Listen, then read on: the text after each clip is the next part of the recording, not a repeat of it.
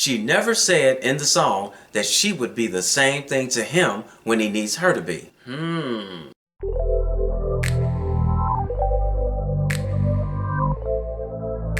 Hey, this is Raulh of Please Act Right. There's an artist out there by the name of Monica, and I love her music. But she just recently put out a song that I'm kind of having a love-hate relationship with. The name of the song is called Commitment. Why am I having such a problem with this song? Listen to the lyrics. I want a man who knows how to listen and gives me attention, who won't break my heart. I have good intentions. Can you be there when I need you most and when I say I don't? Make me feel secure forever. I just need someone to love me when it's hard to. I can trust with all my issues. Someone who is patient and consistent. I need good sex and commitment from somebody loyal, understanding, who won't change and take advantage of my emotions or my feelings. I need good sex and commitment, who knows what it means to sacrifice. Now, the last time I checked, this video had 42 million views on YouTube. And as I read the comments underneath the video, there were tons of women saying things like, this song is speaking from the soul of all women. Monica took the words right out of my mouth. Monica knows what so many women are looking for. She must know I needed to hear this song. Monica wrote this song for me. This song is the truth. These comments went on and on and on. And one thing I noticed throughout that song, and I listened to it over and over again, she never said the one thing that would make a relationship work if she got a man like this. She never said in the song that she would be the same thing to him when he needs her to be. My love-hate type of relationship with this song is because it's one-sided. There are women out there listening to these songs saying that they want the same type of man. I've seen multitudes of women post this on their Facebook page simply because they love the lyrics of this song. And with all the women who posted this on their social media page, not one of them said that they would be the same to that man when they get him. To show you that there's so many women out there who think on a level of selfishness, one-sided, I've seen a lot of men out there let women go because of this very thing.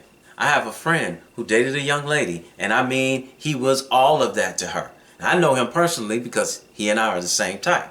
When her car had brake problems, he fixed it. When the windshield on her car was broken, split all the way from one side to the other, he took it in and got it fixed and paid for it. She was having severe health problems and going through chemotherapy. He took her to an herbalist, and the herbalist straightened her out without using any type of pharmaceutical drugs. And it wasn't covered by insurance. He paid for it.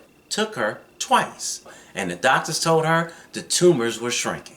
Took her on a vacation so that she could get her stress level down, because that's one of the ways to help heal the body, and paid for it. There was a multitude of other things that he had done for her, and then he had to ask her to do something. He asked her to do something that didn't cost any money, didn't cost any time, didn't cost her getting out of her bed to go do anything. All he simply asked her for was give me a time on Saturday and Sunday, preferably the day before, of when we're going to get together, because he was busy. He was building his website, building his followers up on his YouTube channel, writing multiple books, and so on and so forth. Did I mention it didn't cost her any time, money, or effort? So instead of her just saying, okay, from now on, I'll give you a time, problem solved. But no, she couldn't do that. She had to give him a hard time.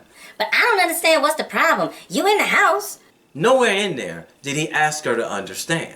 The reason it was a big issue for him, because sometimes she would call at 4 o'clock and say, hey, can I come and see you? Or sometimes she would call on Sunday at 6 o'clock and say, hey, you want to come by and see me? And the thing is he needed a consistent time, or he needed to know ahead of time so he could get all of his work done and see her at the same time. You know, juggle everything. So the whole time she's yelling, I don't see what the problem is. I couldn't see the problem in her just resolving that issue right then and there. Now, when her car broke, did he give her a hard time? No, he just got it fixed. When the windshield needed to be replaced, he just got it fixed. When he found out she was sick, he made an appointment and got her fixed. What do you think we want you to do in return? We want you to get it fixed. So if you're not giving us the same thing that we're giving you, why would we stay with you?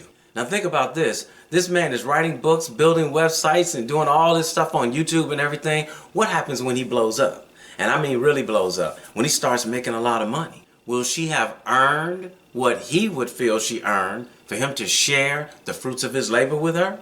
We see it all the time on these award shows. We see the actor get up there accepting the award like Denzel Washington, and he says, "I'd like to thank the Academy. I'd like to thank the directors and the producers and the writers." And then he says, "And last but not least, I'd like to thank my wife for being supportive, for being there when I needed her, for giving me the time that I needed to be able to progress in this." Every woman sitting there watching that, wishing her husband was the one that was saying that to her. But do you understand? You actually have to do it during the process. Everybody wants to be praised, but most people don't want to put in the work. One of the lyrics in Monica's song is, she want a man that will sacrifice. Well, this man wasn't even asking her to sacrifice. He was asking her to make an adjustment, and she couldn't even do that. Now, if she couldn't make this small adjustment, what would happen when the big stuff comes? When he needs her to make a big sacrifice? When he needs her to make a big change? If she can't do the little stuff, why would she do the big stuff? So after stepping back and taking careful evaluation of the situation, he realized she wasn't treating him as good as he was treating her. Therefore, along with quite a few other things that she did that was giving him a hard time, he dumped her.